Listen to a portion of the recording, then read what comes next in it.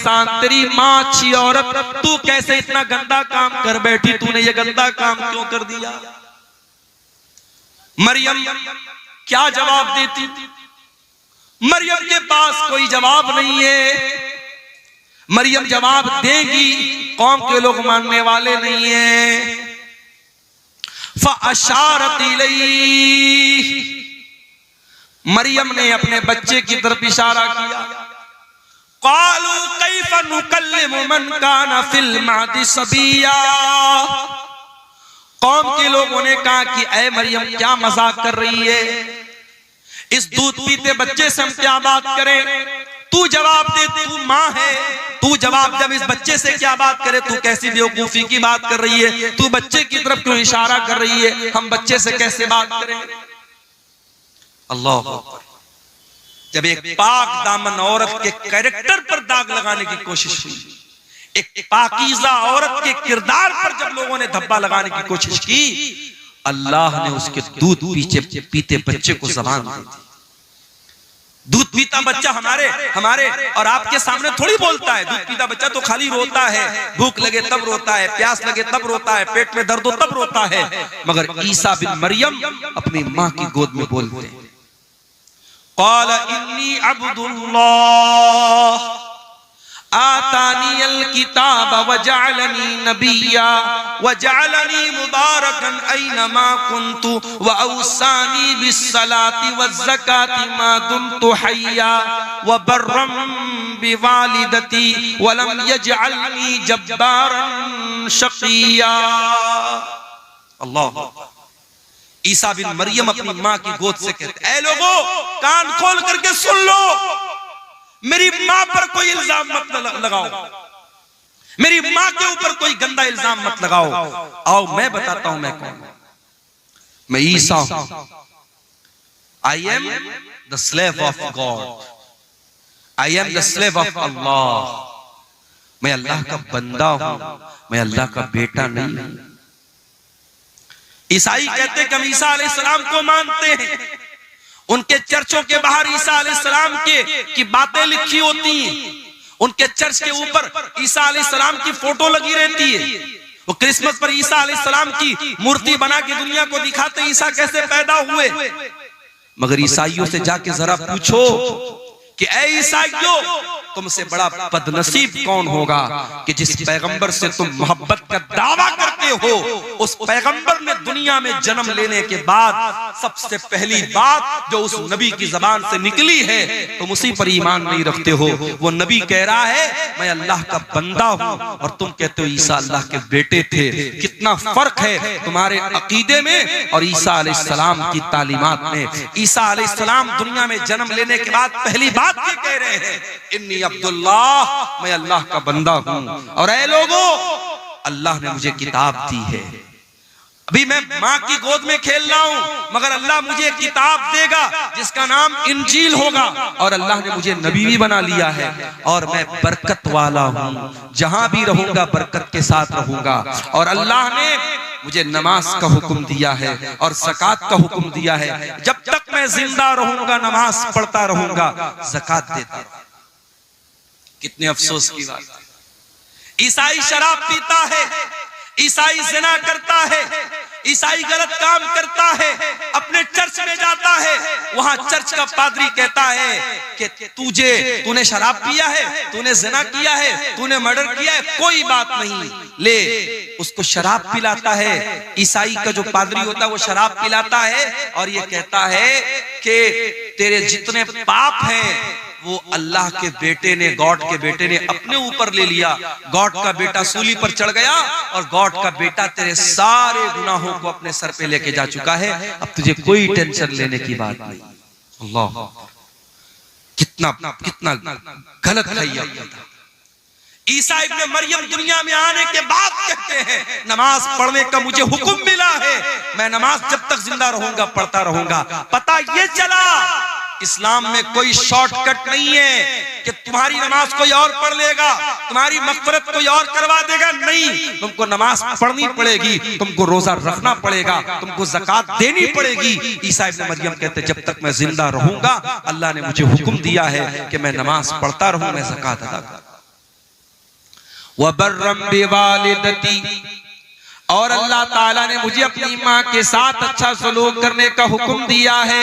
वलम यजअलनी जब्बारन शकिया, और अल्लाह ताला ने मुझे सरकश नहीं बनाया, मुझे बदबख्त नहीं बनाया, मुझे बदनसीब नहीं बनाया, अल्लाह ने मुझे अच्छे नसीब वाला बनाया है। इतनी बात कहने के बाद ईसा इब्न मरियम कहते हैं वस्सलामु अलैया यौम वुलिदतु व यौम अमूतु व यौम उबअसु हय्या, मेरे ऊपर उस दिन भी सलाम जिस दिन मैं पैदा हुआ, उस दिन भी सलाम जिस दिन मैं मरूंगा, और उस दिन भी सलाम जिस दिन मैं जिंदा उठाया जाऊंगा।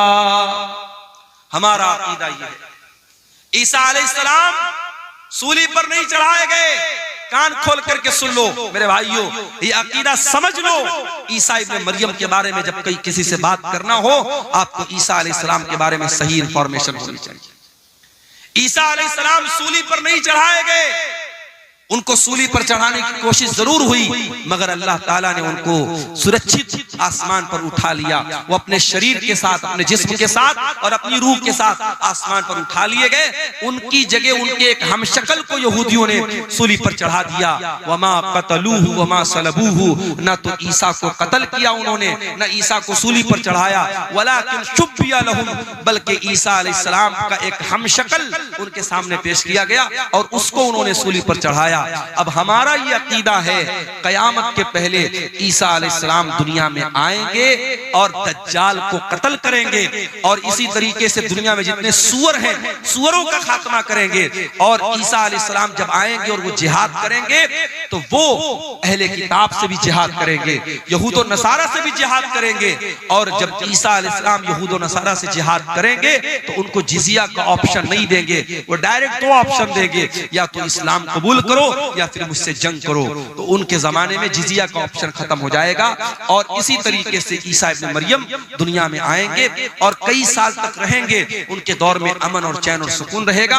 और फिर वो नेचुरल अपनी मौत से हमकनार होंगे, उनको मौत आएगी और फिर वो अल्लाह ताला को प्यारे होंगे, अल्लाह के पास जाएंगे। ये हमारा, इसीलिए अल्लाह जब इस वाक़े को बयान करता है, अल्लाह कहता है ज़ालिका ईसा इब्न मरियम क़ौलुल हक़्क़िल्लज़ी फ़ीही यमतरून, ये ईसा इब्न मरियम है, ये अल्लाह के सच्चे कौल हैं, अल्लाह की सच्ची बात इनके बारे में है, जिनके बारे में लोग शक और शुबहा कर रहे हैं। तो हजरत ईसा अलैहिस्सलाम के बारे में ये मोटी मोटी बात मैंने सोचा कि आपके सामने रख दूं, ताकि ईसा अलैहिस्सलाम के बारे में एक सही विचारधारा, एक सही नजरिया आपके दिलो दिमाग में पैदा हो जाए। अल्लाह ताला हम सबको हजरत ईसा अलैहिस्सलाम, अच्छा ये भी याद रखिए, ईसा अलैहिस्सलाम के बारे में दुनिया में 3 गिरोह पाए जाते हैं। एक ईसाइयों का गिरोह है जो ईसा अलैहिस्सलाम को अल्लाह का बेटा करार देता है, अल्लाह के बराबर करार देता है, वो भी गुमराह है। और एक यहूदियों का तबका है जो ईसा अलैहिस्सलाम को बुरा भला कहता है, उनको हराम की औलाद कहता है, उनको नऊजुबिल्लाह ज़िना की औलाद कहता है। यहूदी भी हजरत ईसा से दुश्मनी में गुमराह हुए, ईसाई उनसे मोहब्बत में गुमराह हुए, यहूदी उनसे दुश्मनी में गुमराह हुए। और एक तबका ऐसा है जो ईसा अलैहिस्सलाम पर ईमान भी रखता है, उनको के बारे में यह अकीदा रखता है वो अल्लाह के नबी थे, वो अल्लाह के पैगंबर थे, बगैर बाप के पैदा हुए थे, और अल्लाह ताला ने उनके हाथ पर बहुत सारे मोजज़ात दिखाए थे। और इस तबके को मुसलमान कहते हैं। हम और आप ईसा इब्न मरियम के ऊपर ईमान मानते हैं। मेरे अजीजों, इस तमहीदी गुफ्तगू के बाद मैंने जो नज्म पढ़ी थी तकरीर के बाद, आपने गौर किया होगा उस नज्म में मैंने नौजवानों को खिताब किया। आज हमारे कौम में अगर कोई तबका ऐसा है जो सबसे ज्यादा जिस पर काम करने की जरूरत है, तो वो तबका नौजवानों का तबका है। और दुनिया की हर कौम अपने नौजवानों को ट्रेंड करती है, अपने नौजवानों को मजबूत करती है, अपने नौजवानों पर मेहनत करती है। आज हमारी कौम का नौजवान कहां जा रहा है? हमारे नबी की सीरत उठा करके देखिए, हमारे नबी के साथ जो सहाबा थे, जो आपके सफ़े अव्वल के सहाबा थे, जिन्होंने आपके साथ पत्थर खाए थे, आपके साथ जंगों में अपने सीने पर तीर और तलवार का जख्म बर्दाश्त किया था। आप गौर कीजिए मेरे प्यारे साथियों, नबी के उन सहाबा में आपको मेजॉरिटी किसकी मिलेगी, उसमें बहुमत किसका मिलेगा? उसमें अक्सरियत नौजवानों की। अब्दुल्ला बिन मसूद कौन है? नौजवान है। मुसअब बिन उमैर कौन है? नौजवान है। हजरत खालिद बिन वलीद कौन है? नौजवान है। उस्मान गनी कौन है? नौजवान है। तलहा कौन है? नौजवान है। जुबैर कौन है? नौजवान है। अली बिन अबी तालिब कौन है? नौजवान है। मेरे नबी के सहाबा में वो सहाबा जो मेरे नबी के बॉडीगार्ड बन करके चला करते थे, जिन्होंने मेरे नबी के साथ हर मुश्किल को बर्दाश्त किया है, उसमें मेरे प्यारे साथियों बढ़ चढ़ करके हिस्सा लेने वाले नौजवान सहाबा, नौजवान आगे थे। और यही वजह है कि कुरान करीम में अल्लाह ताला नौजवानों को हाईलाइट करके बयान करता है। परसों जुमा का दिन आने वाला है, हम और आप जुमा के दिन सूरह कहफ पढ़ते हैं। सूरह कहफ में अल्लाह ताला ने एक वाकया बयान किया, कि अल्लाह ताला के कुछ बंदों ने, एक मुशरिक बादशाह के दौर में वो रहते थे, जब बादशाह ने उनको मजबूर किया इस्लाम को छोड़ने के लिए, तौहीद को छोड़ने के लिए, तो उन अल्लाह के बंदों ने अपनी तौहीद को बचाने के लिए, अपने ईमान को बचाने के लिए अपने बाप का महल छोड़ दिया, अपने माँ बाप की हवेली को छोड़ दिया और एक गुफा में, एक पहाड़ के गार में जाकर के सो गए। और 309 साल तक अल्लाह ताला ने उनको जिंदा सही सलामत सुलाए रखा। 309 साल तक वो सोए रहे। अल्लाह ताला जब इस वाक़े को बयान करता है तो अल्लाह ताला एक बात को हाईलाइट करता है। अल्लाह क्या कहता है? इन्नहुम फित्यतुन आमनू बिरब्बिहिम वज़िदनाहुम हुदा। अपने ईमान को बचाने के लिए अपने माँ बाप को छोड़ने वाले, अपने माँ बाप का ऐशो आराम छोड़ने वाले, अपनी हवेलियों को छोड़ करके पहाड़ की गुफा में जाने वाले ये नौजवान थे। अल्लाह ने खास तौर से हाईलाइट करके बयान किया कि ये नौजवान थे। अल्लाह चाहता तो ऐसे ही डायरेक्ट जिक्र कर देता कि चंद लोग थे, मगर अल्लाह ताला ने फित्यतुन का लफ्ज इस्तेमाल किया। इससे ये पता चला कि अल्लाह ताला को नौजवानों का ईमान बहुत पसंद है। आज हमारे कितने नौजवान हैं, उनको जब नमाज के बारे में बोलो, गुनाहों को छोड़ने के बारे में बोलो, उनकी जबान से एक ही लफ्ज निकलता है, मौलाना साहब ये जवानी का दिन है, अभी तो मैं मौज मस्ती कर लेने दो, कल जब जवानी खत्म हो जाएगी तब हम इबादत भी कर लेंगे, रोजा भी रखेंगे, नमाज भी पढ़ेंगे, गुनाहों से भी बचेंगे।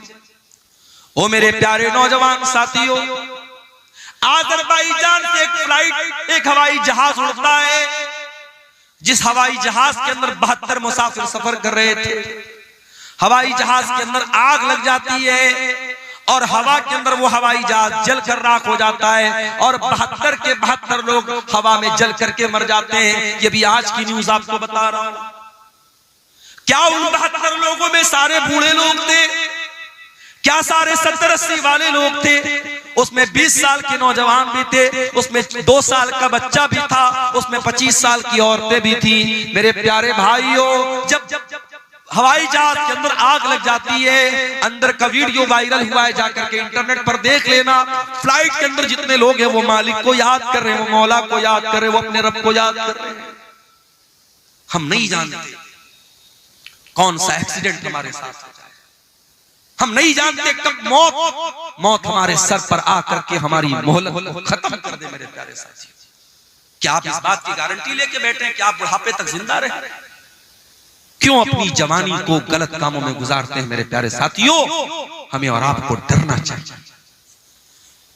याद रखो मेरे प्यारे साथियों, जवानी में जितने जज्बे के साथ आप नमाज पढ़ लेंगे, जवानी में जितनी ताकत के साथ आप हज उम्रा कर लेंगे, जवानी में जितने जोश के साथ आप अल्लाह की राह में पैसा खर्च कर देंगे, अल्लाह के दीन के लिए आप मेहनत कर लेंगे, कल बुढ़ापे में आप नहीं कर पाएंगे। मैंने वहां मक्के में देखा, सफा मरवा के दरमियान सही कर रहे थे हम लोग, कितने बूढ़े लोगों को मैंने देखा, बूढ़ी औरतों को देखा, बेचारी चलते चलते थक गई, हांफने लगी।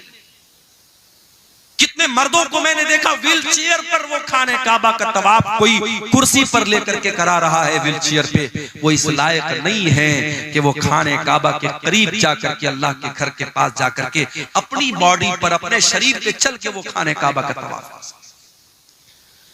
जवानी होती है, लोग बोलते हैं हज कर लो, उम्रा कर लो, लोग नहीं करते हैं। लोग टाल देते हैं कि चलो बुढ़ापे में कर लेंगे, लड़की की शादी के बाद कर लेंगे, मकान बनवाने के बाद कर लेंगे। मेरे प्यारे साथियों, इस बात की क्या गारंटी है कि कल लड़की की शादी के बाद आप जिंदा रहोगे या लड़की की शादी तक आप जिंदा रहोगे।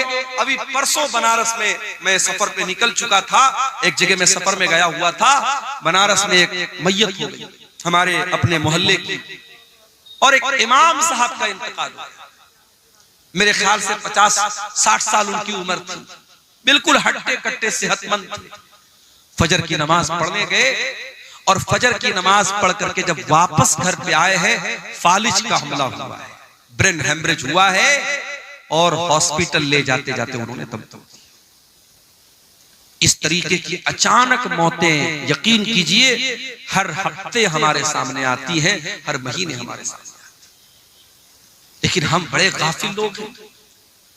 किसी मदरसे में, किसी स्कूल में इम्तिहान का टाइम करीब आता है, जो बच्चा साल में कभी पढ़ाई नहीं करता है, अगर उसको पास होना है, अगर उसको अगली क्लास में जाना है, तो वो नादान बच्चा भी सोचता है नहीं यार साल भर नहीं पढ़ा, चलो कोई बात नहीं, इम्तिहान आ गया, एग्जाम आ गया, अब तो थोड़ी पढ़ाई कर लूं। वो मेहनत करता है, पढ़ाई करता है, उसको मालूम है अगर अब मैंने मेहनत नहीं की तो मैं पास नहीं हो पाऊंगा। मेरे प्यारे साथियों, क्या हमारा और आपका इम्तिहान करीब नहीं है? क्या हम अपनी मौत से करीब नहीं है? हम नहीं जानते हमारा वो इम्तिहान कब शुरू हो जाएगा, मौत कब आ जाएगी, हम नहीं जानते। हम कितने नादान हैं, हमको मालूम है हमारा इम्तिहान कभी भी लिया जा सकता है और हम कोई तैयारी नहीं कर रहे हैं। इसीलिए अल्लाह कुरान में कहता है इक़्तरबा लिन्नासि हिसाबुहुम व हुम फी गफलतिन मुरिदून। ओ लोगों, तुम्हारे हिसाब का टाइम करीब आ चुका है, फिर भी तुम गफलत की नींद सो रहे हो।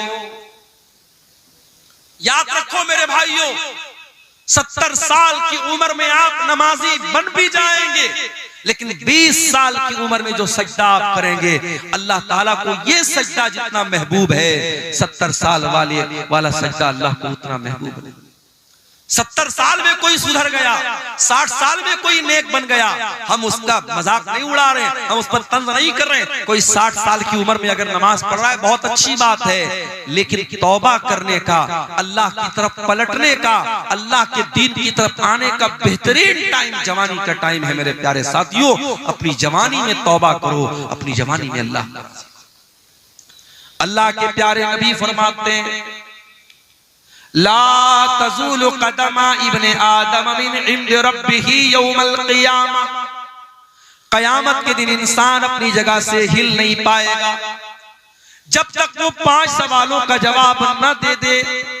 इन 5 सवालों का जवाब अब्दुल गफ्फार साहब को भी देना पड़ेगा, इन 5 सवालों का जवाब हुसैन सलफी साहब को भी देना पड़ेगा, हमारे नाज़िम इजलास साहब को भी देना पड़ेगा, उस्मान मुखिया साहब को भी देना पड़ेगा, पढ़े लिखे को भी देना पड़ेगा, अनपढ़ को भी देना पड़ेगा, दौलतमंद को भी देना पड़ेगा, गरीब को भी देना पड़ेगा, सीमांचल के लोगों को भी देना पड़ेगा, नॉर्थ इंडिया के लोगों को, साउथ इंडिया के लोगों को, सारे बंदों को, सारे इंसानों को देना पड़ेगा।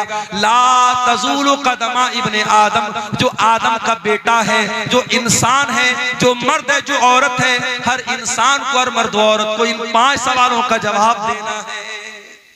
अल्लाह, दुनिया का कौन सा एग्जामिनर है जो एग्जाम के पहले आपको पेपर आउट कर दे? पेपर आउट हो जाए तो एग्जाम कैंसिल हो जाता है। उस मालिक का करम देखो, उस रब्बुल आलमीन की रहमत देखो, उसने कयामत के दिन का पर्चा आउट कर दिया, जा मेरे बंदे तू तैयारी कर। 5 सवाल का जवाब सबको देना, हिल नहीं सकते। पहला सवाल होगा अनुम्रिही फीमा अफना। ऐ इंसान, तूने अपनी जिंदगी को कहां गुजारा? जब तक तू बच्चा था, नाबालिग था, ना समझ था, तेरे गुनाह नहीं लिखे जाते थे, तेरी गलतियां नहीं लिखी जाती थी। जब तू 12-13 साल का हो गया, लड़की को पीरियड आने लगा, लड़के को दाढ़ी मूंछ के बाल आने लगे, ज़ेरे नाप बाल आने लगे, लड़का बालिग हो गया, लड़की बालिग हो गई। अब बालिग होने के बाद से लेकर के अपनी मौत तक, चाहे तू 50 साल तक जिंदा रहा, 60 साल तक जिंदा रहा, 70 साल तक जिंदा रहा, जितनी तुझको जिंदगी मिली मेरे बंदे, तूने बालिग होने के बाद से लेके अपने आखिरी दिन तक तूने क्या क्या किया? चल पूरी जिंदगी का हिसाब दे। अल्लाह, 50 साल में, 60 साल में बालिग होने के बाद से लेकर, बचपन का हिसाब नहीं लिया जाएगा। बचपन में जब इंसान ना समझे उसका अल्लाह के हिसाब नहीं होगा। उसके बाद से लेकर के मरने के दिन तक का हिसाब अल्लाह। अन उम्र ही फीमा, कहां गुजारा तूने जिंदगी, चल हिसाब दे। ये पहला सवाल होगा कयामत के दिन के पेपर में। दूसरा सवाल, वन शबाबिही फीमा बला, ऐ मेरे बंदे तू 70 साल दुनिया में रह के आया था, तेरे 40 साल के बाद की जिंदगी तो बड़ी अच्छी गुजरी। मस्जिद का मुतवल्ली भी बन गया, मदरसे का नाजिम भी बन गया, हाजी साहब भी बन गया, फजर की नमाज में लाठी लेके पहुंचने लगा, कोई गलत काम नहीं करता था, दिन रात अल्लाह अल्लाह करता था, बहुत अच्छी बात है। लेकिन ऐ मेरे बंदे तू 20 साल से लेकर के 40 साल तक कैसा था? तेरी जवानी कहां गुजरी? तेरी जिंदगी का सबसे खतरनाक पीरियड कहां गुजरा? कहीं ऐसा तो नहीं तू शराब पिया करता था, कहीं ऐसा तो नहीं तू ज़िना किया करता था, कहीं ऐसा तो नहीं तू गंदी मूवीज देखा करता था, कहीं ऐसा तो नहीं तू नाजायज लड़कियों के साथ चैटिंग किया करता था, कहीं ऐसा तो नहीं तू होटलों में नाच गाना देखने जाता था। वो अन शबाबिही फीमा बला, मेरे बंदे तू अपनी जवानी का हिसाब दे, तूने कहां गुजारा उसको। गौर कीजिए मेरे भाई, सारी जिंदगी का हिसाब अलग होगा और जवानी का हिसाब अलग। तीसरा सवाल, वन मालिही मिन ऐन इक्तसबहू, तूने माल कहां से कमाया? क्रिप्टो से कमाया, ड्रीम 11 से कमाया, मेटा ओजोन से कमाया, ऑनलाइन हराम एप्स के जरिए कमाया, सट्टा बाजार के जरिए कमाया, जुआ खेल करके कमाया, क्रिकेट पर सट्टा लगा करके कमाया, कैसे कमाया? ये बड़ा मसला हमारे नौजवानों का है। बेरोजगारी बढ़ रही है तो हमारा नौजवान ऑनलाइन जितने जुआ वाले और सट्टा वाले ऐप्स हैं, हमारा नौजवान बड़ी आसानी से उनके चंगुल में फंस जाता है। बेरोजगारी है, कोई काम नहीं है, नौजवान सोचते चलो यार अच्छा है, बैठे बिठाए पैसा, मेहनत नहीं करना चाहता, कारोबार नहीं करना चाहता। मेरे भाइयों, आज मुसलमान अगर बिजनेस में पीछे है तो अपनी करतूत से पीछे। वल्लाह हमने गुजरात में देखा, मैं गुजरात में अहमदाबाद में गया, नडियाड में गया, सूरत में गया, मुसलमान अपने बच्चों को नौकरी नहीं करवाते। व्यापारी का बेटा व्यापारी, मारवाड़ी का बेटा मारवाड़ी, मुसलमान वहां अपने बच्चे को व्यापारी बनाता है। चाहे वो छोटी सी दुकान खोल के बैठा है मगर कारोबार कर रहा है, उसका माइंड कारोबारी है। आज इस मुल्क में हमें और आपको अगर अपने वजूद को बचाना है, हमें बिजनेस और कारोबार में भी आगे बढ़ना है। और मैं ये बात इसलिए कर रहा हूं क्योंकि अगर हमने अपने आप को बिजनेस में आगे नहीं बढ़ाया, आगे आने वाले दिनों में बड़ी कठिनाइयां हैं। इन मदरसों, इन मस्जिदों और हमारे दीन की बुनियादों पर जो दिन रात हमले हो रहे हैं, इन हमलों से अपना डिफेंस करने के लिए भी हमें पैसे की जरूरत पड़ेगी। आज हम जानते हैं सुप्रीम कोर्ट और हाई कोर्ट में वकीलों की फीस कितनी महंगी होती है। अभी हमारे उत्तर प्रदेश में मदरसों का केस चल रहा था, हाई कोर्ट का फैसला आ गया कि सारे मदरसे जो है गलत है, बंद कर दिया जाए, और 10,000 से ज्यादा जो टीचर थे उनकी नौकरी खतरे में पड़ गई। तो वहां मदरसों की जो एसोसिएशन है उसने इस मामले को सुप्रीम कोर्ट में उठाया और सुप्रीम कोर्ट में बड़ी महंगी वहां के वकीलों की एक सुनवाई की जो फीस होती थी 50-50 लाख रुपए होती थी, वो फीस उन्होंने पेमेंट किया और उसके बाद केस को लड़ा और जज साहब के सामने पूरे मामले को रखा और अल्हम्दुलिल्लाह सुप्रीम कोर्ट का जजमेंट आ गया कि नहीं, इतने सैकड़ों सालों से ये मदरसे चल रहे हैं, इन मदरसों को बंद नहीं किया जा सकता। सुप्रीम कोर्ट ने जजमेंट दे दिया, फैसला दे दिया। मेरे प्यारे साथियों, आज अगर कोई बेकसूर है और उसके खिलाफ कोई केस हो गया है, केस को लड़ने के लिए भी पैसे की जरूरत है, मस्जिदों को बनाने के लिए पैसे की जरूरत है, कब्रिस्तान और वक्फ की जमीन को बचाने के लिए आपको फंड की जरूरत पड़ेगी। और फंड कहां से आएगा जब आप बिजनेस में आगे नहीं बढ़ेंगे, जब कारोबार में आगे। इसलिए हराम तरीके मत अपनाओ। कयामत के दिन तीसरा सवाल किया जाएगा, तुमने माल कहां से कमाया। चौथा सवाल, वफीमान फकहू, तुमने माल कहां पर खर्च किया था। हैप्पी न्यू ईयर मनाने के लिए किसी होटल का टिकट तो नहीं खरीदा था, नए साल के जश्न के मौके पर शराब में तो नहीं लुटाया था, सर्दी के मौसम में किसी पिकनिक स्पॉट पे जाके दोस्तों के साथ रंगरलियां मनाने तो नहीं चला गया था। आजकल लोग कश्मीर बहुत जा रहे हैं, हमारे इंस्टाग्राम पर मैंने देखा बड़ी रील्स आ रही है, लोग कश्मीर में जा रहे हैं, मियां बीवी जा रहे हैं और वहां जाके जो है बर्फ के ऊपर दिल बना रहे हैं कि साहब हम अपनी बीवी से बड़ी मोहब्बत करते हैं। अरे बीवी से मोहब्बत करते हो तो वहां कश्मीर में जाके बर्फ बनाने से थोड़ी साबित होगा। बीवी का हक अदा करो, बीवी का ख्याल रखो। कश्मीर जाने के लिए लोगों के पास ठंडा नहीं है और अपने घर में लेटे हैं और अस्सलातु खैरुम मिनन नौम की आवाज आ रही है, तो ये सर्दी में रजाई के अंदर दुबक करके लेटा हुआ है और फजर में नहीं जाता है। पूछो क्यों नहीं जाता है? कहते मौलवी साहब बड़ा ठंडा है, बहुत ठंडा है, बहुत सर्दी है। अपने बिस्तर को छोड़ करके तू 10 कदम दूर मस्जिद में नहीं जा सकता, तेरे लिए बहुत ठंडा है। और इसी दिसंबर के कड़कड़ाते हुए सर्दी और ठंडे में कश्मीर चला जाता है दोस्तों के साथ और मनाली और कुल्लू चला जाता है अपनी फैमिली के साथ। मेरे प्यारे साथियों, इससे पता ये चलता है कि तेरे दिल में अल्लाह की मोहब्बत कितनी है, तेरे दिल में ईमान की मोहब्बत कितनी है। चौथा सवाल ये होगा, पैसा कहां खर्च? ये मत सोचो पैसा हमारे बाप का है, पैसा हमने कमाया है, हमारी मर्जी हम जहां चाहे खर्च करें। नहीं, पैसा कहां से आया इसका भी हिसाब देना पड़ेगा, पैसा कहां खर्च किया इसका भी हिसाब देना पड़ेगा। ये जो हराम जगहों पर पैसा लुटाते हो, हिसाब देना पड़ेगा। शायर आ रहा है, शायरी पढ़ रहा है, अभी एक वीडियो मैंने देखा, शायर उल्टी सीधी शायरी पढ़ रहा है, लोग नोटों की बारिश। कई जगहों पर अहले हदीसों के जलसों में, प्रोग्रामों में शुअरा जो पढ़ रहे हैं, शायरी पढ़, उन पर नोट बरसाए जा रहे हैं। माफ कीजिएगा, ये मुनासिब तरीका नहीं है। ठीक है, आप शायर को हौसला अफजाई के तौर पे कोई रकम देते, उस पर एतराज नहीं है, मगर नोटों की बारिश करना, नोट बरसाना, एक एक नोट इस तरीके से उसके ऊपर लुटाना, ये गलत तरीका है, ये हराम तरीका है। यूं उत्तर प्रदेश के अंदर एक शादी में मुसलमान लड़के ने अपनी बारात के मौके पर, अपनी शादी के मौके पर 20 लाख रुपया हवा में लहरा दिया। 20 लाख रुपया नोटों की गड्डी को हवा में लहरा दिया। साहब मैं बहुत खुश हूं आज मेरी शादी। मेरठ के अंदर, उत्तर प्रदेश में मेरठ एक जगह है, मेरठ में एक मुसलमान की शादी हुई और लड़के को ससुराल से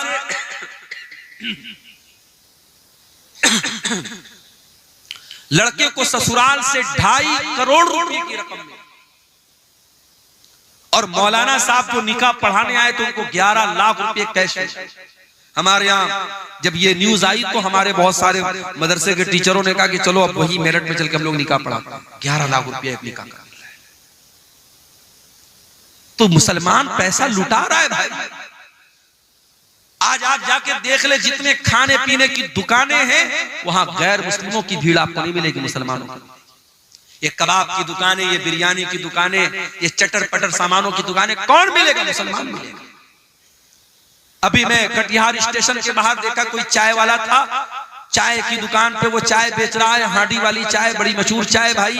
उसकी चाय पीने ज्यादा नौजवान मुसलमान जा रहे हैं और चाय भी पी रहे, साथ में सिगरेट का धुआं भी उड़ा रहे हैं। दौलत अल्लाह की बहुत बड़ी नेमत है। इस दौलत का हिसाब देना पड़ेगा आपको। कहां खर्च किया आपने, कहां से आई ये दौलत, अल्लाह को हिसाब देना पड़ेगा। 5वां सवाल किया जाएगा, व माज़ा अमिला फीमा अलीमा, तूने जो इल्म हासिल किया, हर साल तेरे मदरसे का जलसा होता था, तू परिवार के साथ जलसे में जाता था, औरत भी जाती थी, मर्द भी जाता था। कभी बनारस से कोई आलिम आया, कभी दिल्ली से आया, कभी कलकत्ता से आया, कभी इटावा से आया। तूने उलमा के बयानात को सुना, व माज़ा अमिला फीमा अलिमा, तूने उस इल्म के ऊपर अमल कितना किया? अमल कुछ नहीं, अमल कुछ नहीं। पिछले साल भी जो बेनमाजी, इस साल भी बेनमाजी।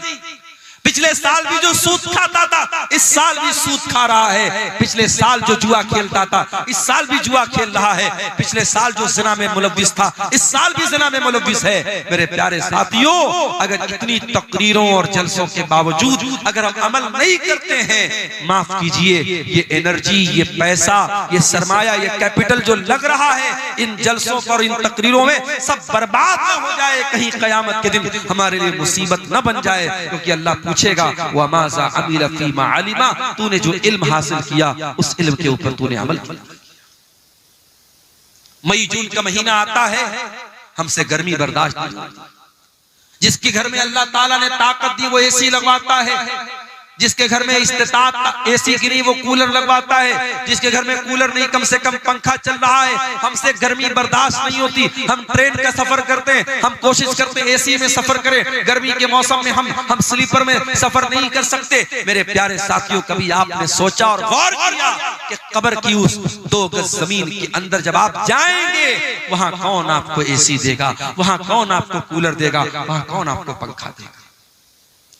अल्लाह के नबी फरमाते हैं, अगर मरने वाले का अमल ठीक नहीं है, उसका अकीदा ठीक नहीं है, उसकी कब्र को उसके ऊपर तंग कर दिया जाएगा, उसकी कब्र को टाइट कर दिया जाएगा, इतना टाइट कर दिया जाएगा उसके बदन की पसलियां एक दूसरे के साथ मिल जाएंगी और बहुत ही खतरनाक किस्म का फरिश्ता आएगा और ऐसी शक्ल में आएगा, बड़ी हैबतनाक शक्ल में आएगा और हथौड़े से उसके सर पे मारेगा और वो चिल्लाएगा।